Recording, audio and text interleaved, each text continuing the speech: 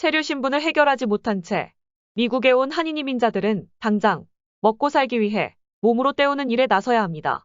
남자들에겐 리커샵 캐시어, 페인팅, 수영장 청소 같은 일이 있습니다. 남성보다는 여성들이 일을 더 쉽게 얻을 수 있습니다. 옷가게 점원이나 청소일, 아니면 한식당 주방이나 웨이트리스로 뛸 수 있습니다. 여성 이민자들은 옷가게 점원보다는 식당으로 많이 갑니다. 영어를 못해도 괜찮고 기본 임금에 팁이 나오기 때문입니다. 영주권이 나오기까지 식당에서 일하는 여성분들이 많습니다.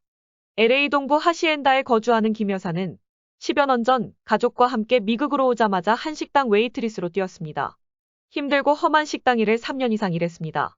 그러다 한식당을 인수해 독립하기로 마음먹었습니다. 다행히 일찍 결혼한 큰딸 덕분에 영주권이 나왔습니다. 권리금은 많지 않았습니다. 지인과 함께 투자하는 동업 형태이긴 하지만 모든 것을 김 여사가 맡아 운영했습니다. 한국에서 사무직으로 일했던 김 여사는 미국 오기 전에 한식조리사 자격증도 미리 따두어 한번 도전해보기로 한 것입니다. 남편과 딸 둘도 적극 도우기로 했습니다.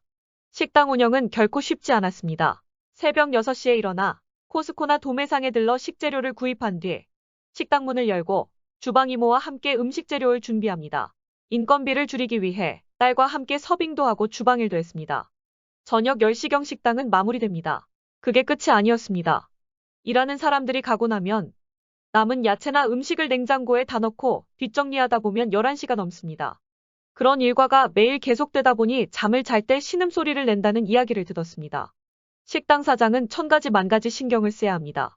식자재 공급이나 조리 준비는 기본이고 세금, 가게 렌트비, 종업원 주급, 냉장고나 식기세척기 고장 수리 등 매일매일 할 일이 너무 많습니다. 멕시칸 헬퍼는 걸핏하면 안 나옵니다. 조선조기모도 행여 오버타임 같은 것으로 소송 낼까봐 상전으로 모셔야 합니다. 무엇보다 위생검사에 신경이 곤두섰습니다. 행여 바퀴벌레나 쥐똥이 발견되면 영업정지 처분을 받게 됩니다. 한 달 장사 못하면 치명적입니다. 천정에서 쥐가 돌아다니는 것을 알고 그 쥐를 잡는데 전문가를 부르는 등 큰 소동을 벌이기도 했습니다. 개업 후 6개월쯤 되었을 때 각에서 20m 떨어진 곳에서 한 한국인이 12불 99 올유캐니 바비큐 가게를 열었습니다. 한동안 매상의 타격을 받았습니다. 다행히 그 바비큐 식당은 5개월 만에 문을 닫았습니다. 그 식당 주인은 싼 가격으로 손님을 끌어모은 뒤 권리금 받고 가게 넘기려 했으나 계획에 차질이 생겼던 것입니다. 남편도 배달되어 온 50파운드 양파와 감자포대를 옮기다가 허리를 다쳐 한동안 몸을 제대로 쓰지 못했습니다. 딸도 너무 힘든지 어떤 때 친구 집에 가 며칠간 나오지 않기도 했습니다. 김 여사는 결국 4년 만에 식당을 접기로 했습니다. 이민 처음 왔을 때 한식당에 함께 일했던 아는 여성분이 한식당을 인수하여 개업했는데 몇 달 뒤 점심시간 후 차 안에서 잠깐 눈을 붙이다 그냥 사망했다는 소식을 접했기 때문입니다.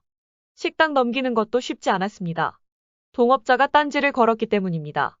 결국 다툼 끝에 가게를 그냥 떠내려 보내고 초기 투자금을 다 날려버렸습니다. 7년 전 캐나다 캘거리로 이민 온 박 여사는 한식당 개업을 계획하고 몇 년간 준비를 했습니다.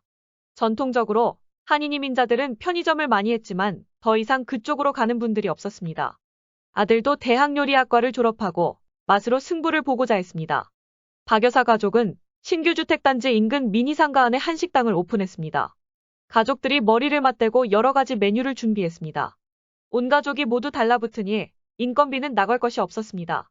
한인들이 많지 않은 지역이라 백인 손님들도 적지 않았습니다. 온라인 평도 나쁘지 않았습니다.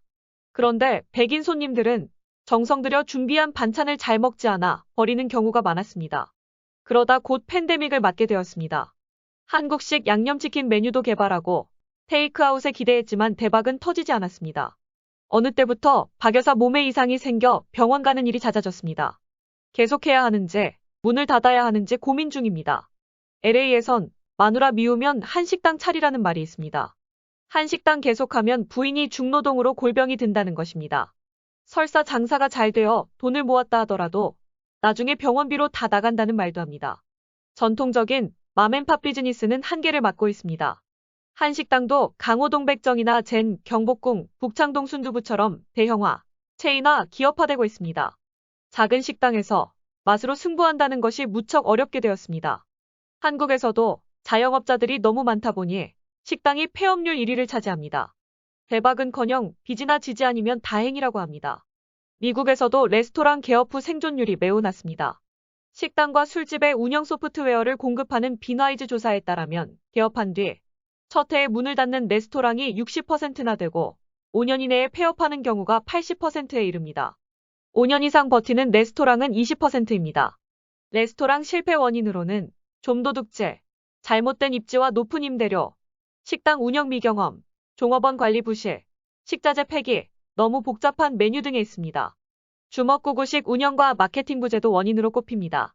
메뉴가 너무 많고 반찬 종류가 너무 많은 것도 한식당 실패의 원인이 됩니다. 그래도 한식당에 도전하는 이민자들은 적지 않습니다. 마땅히 할 만한 자영업이 없기 때문이기도 합니다.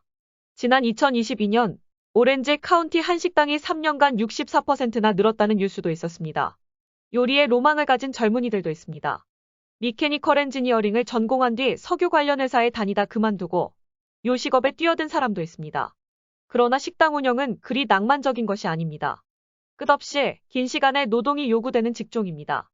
철저한 시장 조사나 입지 선정 연구 없이 많지 않은 자금으로 맘앤팜 식당을 운영하면 자칫 부인이 병을 얻을 수 있습니다. 무식하면 용감하다고 그냥 식당 운영에 뛰어드는 이민자들도 있습니다. 마누라 미우면 한식당 차려라 라는 말을 되새겨볼 만합니다.